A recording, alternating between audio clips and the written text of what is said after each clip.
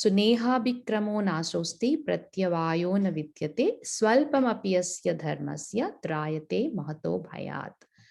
So Krishna is clearly telling that even a little advancement on this path, in this endeavor, there is no loss or diminution, and a little advancement on this path can protect one from the most dangerous type of fear.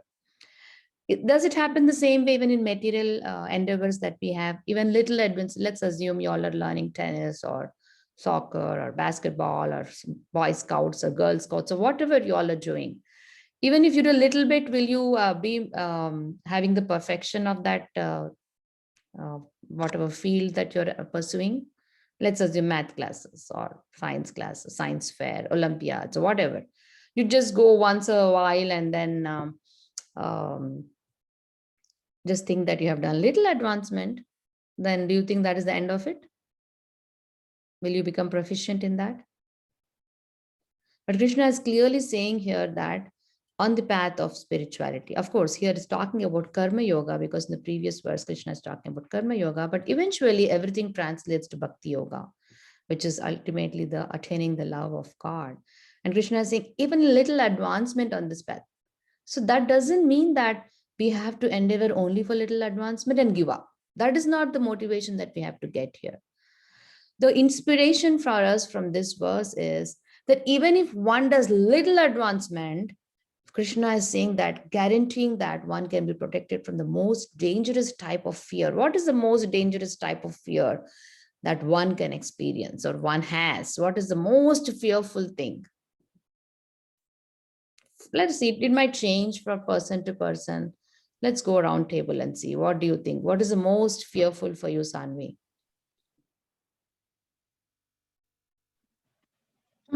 I really don't know that. You don't know? That means you're not scared. Maybe. That means you're not fearful of anything. That's the Maybe the death. fact that you don't remember what you're scared of, which is good. I'm not saying that you should be fearful, but I'm asking, like, what is the most fearful? Death, probably. Death. Yes, she hit the nail on the head. What about Preeti?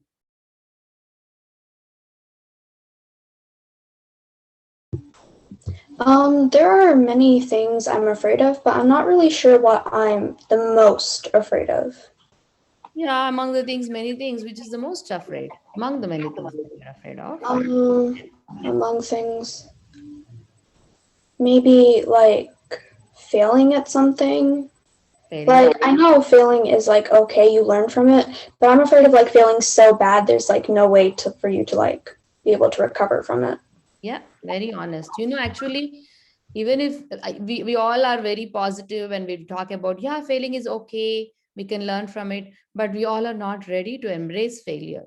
And that's a very good point you mentioned, that we cannot easily accept failure and we're scared of failure, correct?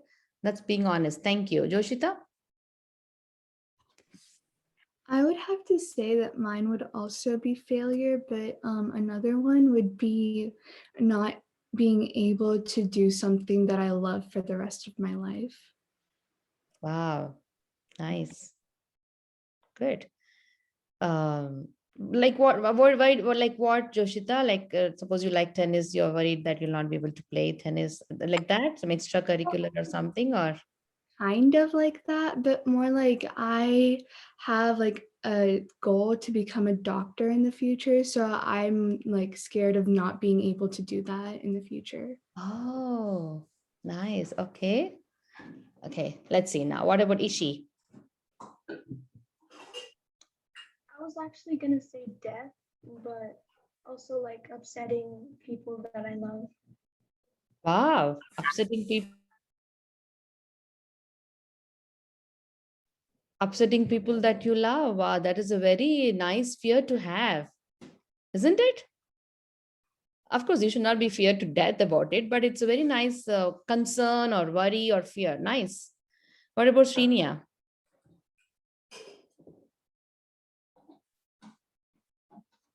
You're on mute, Srinya. Come on, keep moving quickly. My biggest fear is making also somebody in my family or my entire family upset. Whoa, you all are such what you call nice kids that you don't want to upset your family. That's so sweet of each one of you. Satvika? Well, I have way too many fears. I mean, it's not good, but my biggest one is not doing good enough on something that I know I could have done good on. Very nice. And it's good that we all are identifying that we have so many fears. And this verse actually comes to our rescue about we being fearful. Because Krishna is saying, I will protect you, or this path will protect you from the most dangerous types of fear. And I'm sure, except for death, which is the most dangerous type of fear, and which should not be actually, after we heard the information that Krishna gave in the previous verses about Sankhya Yoga, but how death doesn't really happen to anyone because we are not this body, we are this soul. However, still we all are scared and fearful of death because we are conditioned for so long and we haven't really digested the fact. And Krishna is immediately telling these words, I will guarantee you that even a little advancement on this path will protect you from the most dangerous type of fear, O Arjuna, which is death again, which you are thinking, which you should not be worried about. So he says, okay, you're never going to die. However, even if you are still worried about it, this knowledge that you're going to take now is going to protect you from the most dangerous type of fear. So that's good. We all now have this verse, a tool that can remind us constantly that Krishna, my Supreme Father, is giving me this guarantee that I making a little endeavor on this path, which is not my ultimate goal. But despite the busy schedule I have, despite the conditioning I have, despite the distractions I have in my day-to-day life, I'm still going to make this endeavor on this path. Why? Because my Father is guaranteeing to me that this path is going to help me and protect me from the most dangerous type of fear, whatever it could be. Of course, death is common to all of us, and that is the most fearful for all of us. We don't want to worry about it at this point. But at our own level, we all have different types of fears: fear of hurting our loved people, fear of failing, fear of not being able to do the things that I love to do. All those are our fears, which I'm so happy that you all are openly and honestly sharing with me here. Now let's go to Amog. I think my fear would be, my main and most fear would be, it would be not being able to do something like help a friend or do anything. Like if I have a power to help someone in need, and if I didn't do it, that would make me feel like a bit guilty. Oh my God, The this is guiltiness would amazing. You go all are amazing kids, making me learn, helping me learn and think. See, now that's a very beautiful point Amog made. We all have our own capability of helping others. We all have the potential to help others. And Amog is saying that if he has the potential, but he missed the opportunity or he missed that situation where he could have helped someone, then that actually gives him guilt, and that is the fear he has, which is again a very good fear. And again, I'm guaranteeing this knowledge, this path that we are choosing by meeting in these classes every Saturday for 1 hour, this path will help us overcome all these fears. Why? Because Krishna, sarvasya chaham hrudi sannivishto, mattha smritir gnanam apohanam cha, 15th chapter, 15th verse. Krishna is saying, I reside in everyone's heart, and I give you all knowledge, forgetfulness, and remembrance. That means if you all have a strong desire that I should not lose an opportunity of serving others, if I am capable of, Krishna is recording that. He's saying, hey, Amog is thinking like that. So let me give him the intelligence to act wisely when the situation comes up. That he does not become forgetful, that he does not fall into illusion, that he does not become lazy, that he does not procrastinate, that he rises up to the need and helps the people because he has a strong desire and because I blessed him with the potential to help others. Similarly with Srinya and who was the one hurting, who didn't want to hurt? Ishi. They didn't want to hurt their loved ones. That was a beautiful fear that every one of us should have. And Krishna will say, hey, this girl or this boy doesn't want to hurt their loved ones. And this is the situation they are in. At this point, they could take the choice which could have hurted their parents. It should not only be that you should make wrong choices. Suppose you think that it is a wrong choice and that wrong choice will hurt your parents, then you should go talk to your parents and say, no, at this point, parents, this is the thing I should be doing. Therefore, I'm going to convince you. I'm going to talk to you. We are going to discuss. And then we all together will make the right choice. That should be the thing. It's not like always I'm going to do what my parents are going to tell me to do. Because if the parents are not spiritually educated, then all the things that they are telling also might not be right, according to Shastra. You all get what I'm saying? According to Krishna, if the parents are not educated per how we should make the choices for Krishna consciousness, it doesn't mean that all the time pleasing our parents means following their injunctions. Of course, for you right now, it is. I'm not saying right now it is not. But as you grow up to become an adult, and as you try to understand Bhagavad Gita Gnan more and more, try to assimilate that knowledge. And if you see there is a bifurcation between the choices that a family decides and the choices that my Krishna consciousness is telling me, then that is the time to discuss openly with parents. Not that you just make the choices without letting them know. That hurts them even more. Even if the choice that you're making is not in sync with their wish, but you discussing with them or discussing with your mentors will actually make the people not at all hurt. That is the point we are trying to make here. So Krishna will give us that intelligence. Okay, so yeah, good points. Next we'll go to Abhi. So one of my fears would probably be like failure as well, because like I know that if I fail, not only will I like disappoint myself, but I can also disappoint others. Whether it's like failing to be a role model for someone, I know if I fail, not only will I disappoint myself, I might disappoint someone like that's looking up to me, or like that. Cool. So failure again. Senior, you can stop sharing the screen because we want to see everyone. So failure again, which is good fear for all of us to have, but it should not be so fearful that we forget working for it and only worry about not failing, right? I mean, it's not only to all of us. We all are fearful of failure mainly because we will be known to others as failed people, right? That is our main thing. Then most of the time, that is the main reason we don't want to fail. Suppose the failure of yours is not known to anyone and it's only known to you, then you would not be as much worried. Tell me yes or no, frankly. If your failure is something... I get more mad at myself for failing, and I can tell other people, but I'm still mad at myself. Like, I don't feel bad about what they say, but I'm mad that I failed. Very nice, Satvika. That's very good. That's a very good quality. It's a noble quality to worry about failing for your own self than worrying that, oh, others will know that I failed. That's a very nice quality to have. But majority of the people, we all want to actually not fail in the eyes of other people, rather than we're okay failing in the eyes of our own self, but we don't want to fail in the eyes of other people. So yes, it is good to have that fear of failing, but should not be so overwhelming with the fear that we forget to work for not failing and only focus on the fear of failing. Do you get my point here? Krish, are you focusing, Krish? Are you looking at something else on the screen? Chatting? Yeah. No, it's just my mom came into the room, so I was just... No. Even before that, I thought you were smiling at something. So I was wondering if you're chatting with someone else. No, I wasn't doing any of that. All right. Okay, good.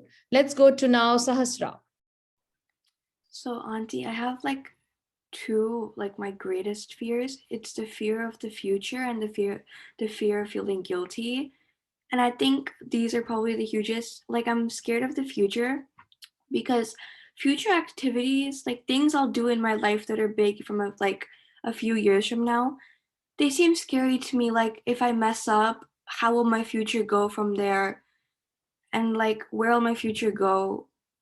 And I'm not really like, I feel like I'm not going to be prepared then, and something's going to go wrong. So I'm always scared of the future. And I'm scared of feeling guilty because I have this thing where when I feel guilty, that feeling plants itself in my mind.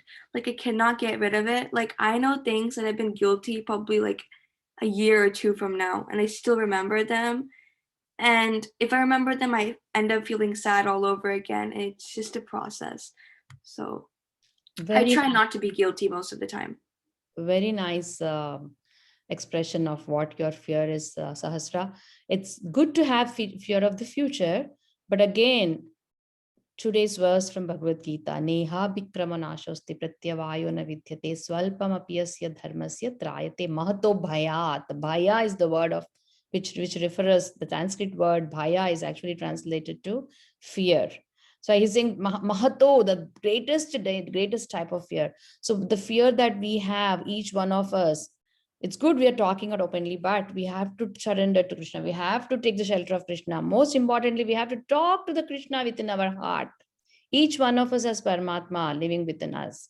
We have to talk to that best friend of ours. Suhridam sarva bhutana. Suhrida meaning best friend is the well-wisher, the most well-wisher. Believe it or not, there's no one who is more better well-wisher than Lord Krishna about us. Right? So Suhridam Sarva Bhutanam, he resides in everyone's heart. So we have to talk to him. We have to start that conversation with him whenever we are scared. Suppose I did something wrong in the past, or that was the best you did at that time. That is the choice you thought is the best based on the knowledge you had that time. Now you have your knowledge has changed, your intelligence has changed. So at this point, you just start praying to Krishna before making that choice. Krishna, with the knowledge that I have right now, I am making this choice. You please help me. And please help me do the right thing. As long as we do every activity and every decision that we make and every choice that we take with that attitude and intention, and of course you have to talk to your parents, consult with your elders and whoever mentors, and then make the choice.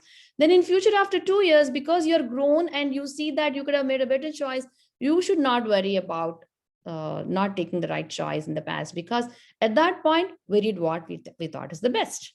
Actually, it happens to everyone. Even we grown up as adults, we also look back and see, oh, we should have done that for our child. We should have done this, we should have chosen this career. We should have taken this step. Every choice that we make as adults, when you look back, it seems like we did not make the right choice. But an intelligent person, a Krishna conscious person always does not brood or worry about the past. He lives in the present, and living in the present is always taking the shelter of Krishna and doing our best. Both are important. Taking the shelter of Krishna and doing our best. Not that it's not that one you do, the other you don't do. You have to do both. Though both of them complement each other in our success. So I'm glad you told that. And about the future also.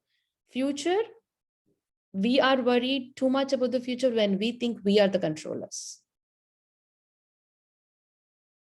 But when we believe that I'm only a part of the total situations that happen, the contributing only part of the result of the events that can happen, then we are thinking, I'll do my part. Because Krishna says in Bhagavad Gita that for an event to come out, the outcome of an event depends upon 3 factors. One is your own endeavor, one is Krishna's plan for you, and the third one is the material nature. Right? So now, out of these 3 factors, what percentage is of yours?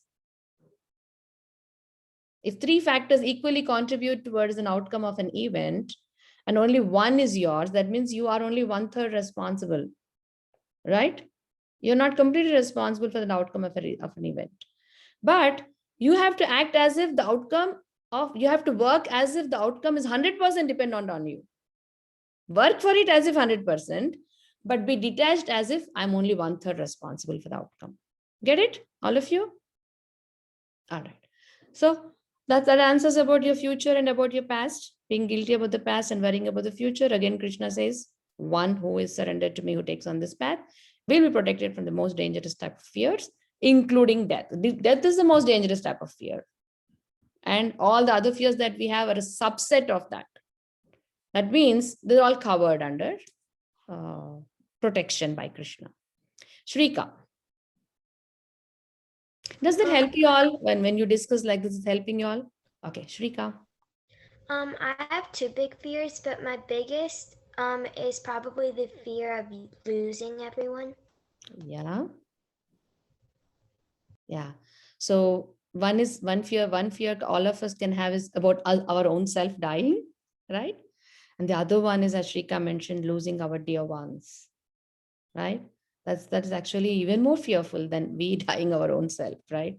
I mean, that's what I think about it. Again, Krishna clearly says up till this verse, up till verse number 39, he's trying to educate Arjuna. In other words, he's trying to educate each one of us that we have to act more intelligently and more wisely than what we are. We are the eternal soul. And of course, it doesn't come like a switch turning off and on, but we have to constantly remind ourselves. And we're not able to digest that fact. How can I digest the fact that I'm the soul and I'm never going to die? It's not going to happen that easily. So the best thing for me right now is I'll just keep praying to Krishna. I totally believe and I'm 100% confident that Krishna is my well-wisher. And I thinking about him and asking him for shelter and praying to him will make me strong enough to face any type of fear. All right? Okay, now let's move on to summon you. Probably my biggest fear is not being able to surpass death. Not being able to surpass death. Yep. You know what Dhruva did?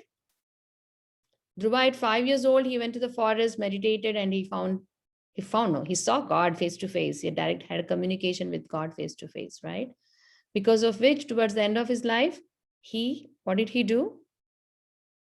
He did not have death. He stepped on Yamaraj. He got into the aeroplane that was sent by Lord Narayana from the spiritual sky, because he just had to hop onto that airplane. He didn't even have to give up his body. His body transformed into spiritual body while he was there. He just had to go take a dip in the holy waters. And as he came out, his body became spiritual. And then as he was getting onto the airplane, he actually put his step on Yamraj, who's the god of death, and then got into that airplane. That answers our question. Krishna, the Supreme Personality of Godhead. It's easy to say, easy to hear, but hard to implement and hard to practice. But we all can try even the slightest advancement on this path, a little advancement on this path. Krishna is saying, guaranteeing that one can be protected from the most dangerous type of fear. That's the guarantee. Just like they say, right? Certified. Okay. Whenever they sell a product in the store, whether it's any gadget or anything, they put a stamp there, certified. Okay. Right?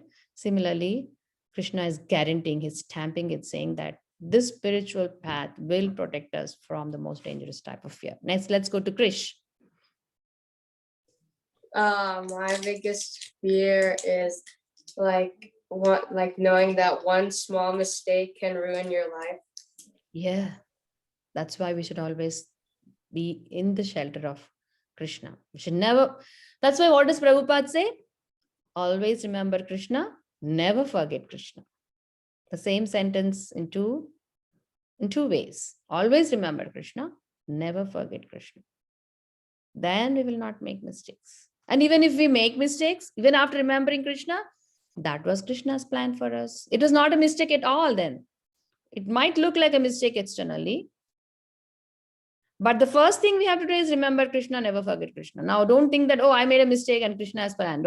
That will not happen. It's not acceptable. So let's focus on always remembering Krishna, never forgetting Krishna. Don't focus on mistakes. Only focus on remembering Krishna, never forgetting Krishna. All right, Krish? Next, Tanav. My fear is, well, I'm not really scared of one thing. What is it? I'm just scared of anything. Like, I'm just scared of dolls mostly. Dogs? Yeah. Okay. Dolls. Dolls? D-O-L-L? Yeah. Dolls? Why? Because I just don't like anything that, like, I just don't like, I don't know. I just really don't like dolls, and they really horrify Not me. liking is different from being fearful. If you're not fearful of anything, then I would suggest you to be fearful. Little fearful or little, very minute, teeny weeny bit fearful about not learning Bhagavad-Gita verses. Can you do that for me? Mm-hmm. You're not learning Bhagavad-Gita verses, and you should be little fearful or little concerned about it. That I'm a loser if I don't learn the Bhagavad-Gita verses. I'm attending these classes, but I'm not learning those verses, or I'm not coming regularly to the classes, or I'm not sitting straight in this class. You should have that fear. Okay. All right, let's go to Mihir. I need you all to answer quick. We have only 3 more minutes. I need, I still have Suneet and Shravan. Please turn on your camera, Suneet. Let me hear quick. Okay, you can. My think while- biggest fear. Go ahead. My biggest fear is failure. Failure. Okay, so now that we discussed so much about failure, I'm sure you all have an idea of how to handle failure and how not to be as much worried about failure, correct? Yes.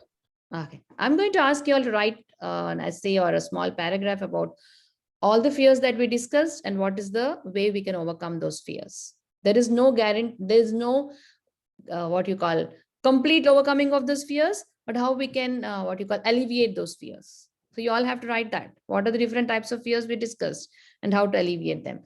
Shravan. My biggest fear is like when there's like someone in need and I can't like help them like at the exact time. Like if I'm walking with my family outside, like and we don't have money, and we see like a homeless man on the street, and I look and I can't give like any money to him. I kind of feel bad and guilty because like I could have helped him if I just brought some money. Right. Yeah, that's a nice fear to have. And we discussed about that fear too. I think Amog also had so told that. So yeah, that's a nice, Amog had told it in theory and Shravan told it in an example, a practical example. Good job. Suneet? My greatest fear is like not being successful, like in life. Not being successful, again, fear of failure. Is that the same or is it different? I'm pretty sure it's like similar. Okay, so not being successful. So we have to have clarity about what success means to us, correct?